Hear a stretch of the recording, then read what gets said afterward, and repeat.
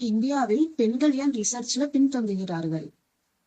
இந்தியாவில் அறிவியல் வளர்ச்சி இன்று உலகமே கவனிக்கும் அளவிற்கு உயர்ந்திருக்கு. விண்வெளி ஆராய்ச்சி, மருந்துகள் கண்டுபிடிப்புகள், உலகத்தரத்தில் இந்திய விஞ்ஞானிகள். ஆனால் இந்த வெற்றியின் பின்னாலும் ஒரு மறைக்கப்பட்ட உண்மை இருக்கு. பெண்கள் இன்னும் ஏன் ஆராய்ச்சி துறையில் பின்தங்குகிறார்கள்? ஏன் பல பெண்கள் ரிசர்ச் கரியரை நடுவில் விட்டு விடுகிறார்கள்? கவர்மெண்ட் தரும் ஏஜ் ரிலாக்ஸேஷன் மட்டும் உண்மையிலே போதுமா?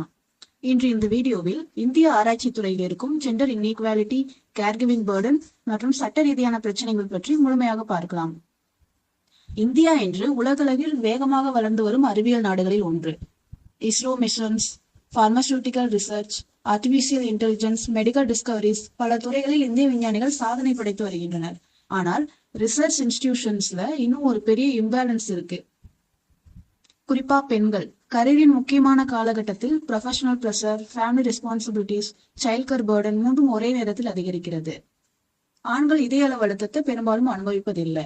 இதனால பல பெண்கள் ப்ரமோஷன் ஆப்பர்ச்சுனிட்டிஸ் மிஸ் பண்றாங்க, பப்ளிகேஷன்ஸ் குறையுது, ரிசர்ச் கண்டினியூட்டி பிரேக் ஆகுது. இதை குறைக்கதான் ரிசர்ச் கிராண்ட்ஸ்ல ஏஜ் ரிலாக்ஸேஷன் போன்ற பாலிசிஸ் கொண்டு வரப்பட்டன. ஆனால் வயது தளர்வு மட்டும் போதுமா? இந்திய கான்ஸ்டிடியூஷன் பெண்களுக்கு ஸ்பெஷல் சப்போர்ட் கொடுக்க அனுமதிக்குது. ஆர்டிகல் 15(3) கவர்மெண்ட் பெண்கள் மற்றும் குழந்தைகளுக்கான ஸ்பெஷல் ப்ரொவிஷன்ஸ் உருவாக்கலாம்னு சொல்லுது. ஆர்டிகல் 16 ஈக்குவல் ஆப்பர்ச்சுனிட்டியை உறுதி செய்யுது. அதே நேரத்தில் ஹிஸ்டாரிக்கல் டிஸ்அட்வான்டேஜஸ் சரி செய்யும் நடவடிக்கையும் அனுமதிக்குது. ஆர்டிகல் 51(a)(e) பெண்களின் டிக்னிட்டியை பாதிக்கும் பிராக்டிசஸை ஒழிக்க வேண்டும்னு சொல்லுது. அதாவது உமன் ஃப்ரெண்ட்லி பாலிசிஸ் என்பது ஸ்பெஷல் ஃபேவர் இல்லை, அது ஒரு கரெக்ஷன் மெக்கானிசம். 2017 வந்த maternity benefit amendment act 26 weeks paid maternity leave வழங்குச்சு. மேலும் பெரிய நிறுவனங்களில் குழந்தை பராமரிப்பு மையங்களை அமைக்கவும் அறிமுகப்படுத்துச்சு. ஆனால் ரிசர்ச் ஃபீல்ட்ல இருக்கும் பல பெண்கள் fellowship positions, contract jobs, project appointments போன்ற டெம்பரரி ஸ்ட்ரக்சர்ஸ்ல வேலை செய்யறாங்க.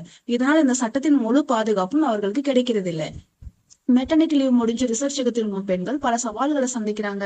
லேப் ஒர்க் கண்டினியூட்டி பிரேக் ஆகுது, கொலாபரேஷன்ஸ் பாதிக்கப்படுது, கிராண்ட் டெட்லைன் மிஸ்மேட்ச் ஆகுது, ப்ரொடக்டிவிட்டி குறையுது. ஆனால் சொசைட்டி என்ன எக்ஸ்பெக்ட் பண்ணுது? சைல்ட் பர்த் முடிஞ்சதும் இமீடியட்லி ஃபுல் ப்ரொடக்டிவிட்டி. ஆனால் அது பிராக்டிகலா சாத்தியமே இல்லாத எக்ஸ்பெக்டேஷன். அதற்கு இன்ஸ்டிடியூஷனல் சப்போர்ட் தேவை.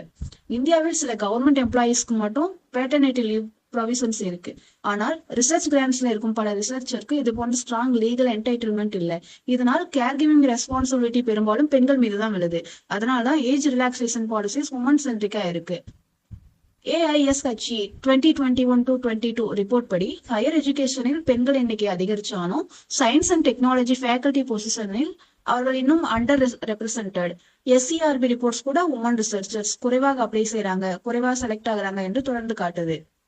2003 வந்த விஜயலட்சுமி வெர்சஸ் பஞ்சாப் யூனிவர்சிட்டி கேஸ்ல சுப்ரீம் கோர்ட் ஒரு முக்கியமான விஷயம் சொன்னது. ஈக்குவாலிட்டி என்றால் அனைவரும் ஒரே மாதிரி நடத்துவது மட்டுமல்ல, அன்இக்குவல் சிச்சுவேஷன்ஸை கரெக்ட் பண்ணும் பாலிசிஸும் ஈக்குவாலிட்டிக்குள் வரும். அதாவது உமன் ஸ்பெசிபிக் சப்போர்ட் பாலிசிஸ் கான்ஸ்டிடியூஷனலா வேலிட். ஆனால் ஏஜ் ரிலாக்ஸேஷன் மட்டும் போதாது. ஏனென்றால் உண்மையான பிரச்சனை கேர் கிவிங் பர்டன்.